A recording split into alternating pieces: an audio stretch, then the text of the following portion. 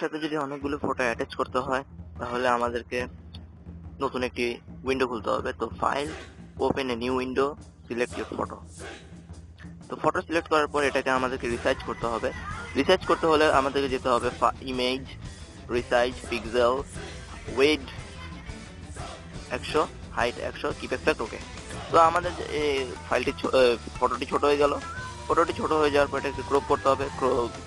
বাম সাইডের নিচ থেকে 3 নাম্বারটা যে টুল বার আছে ওটা সিলেক্ট করলেই আমাদের ক্রপিং রেক্টেঙ্গেল এসে যাবে। তো এক কোণা থেকে অন্য কোণা সিলেক্ট করার জন্য সিলেক্ট করে আমাদেরকে কাট করতে হবে। কাট করেই জিনিসটা আমার ফটোটা কাট হয়ে যাবে। তারপর প্রেস টু করলে আমাদের মেইন উইন্ডো আসবে।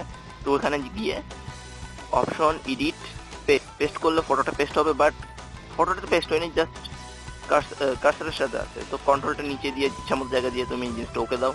তারপর প্রেস টু, নিউ উইন্ডো আসবে। উইন্ডোটার পর এখানে নতুন ফটো তুমি ওপেন করবে।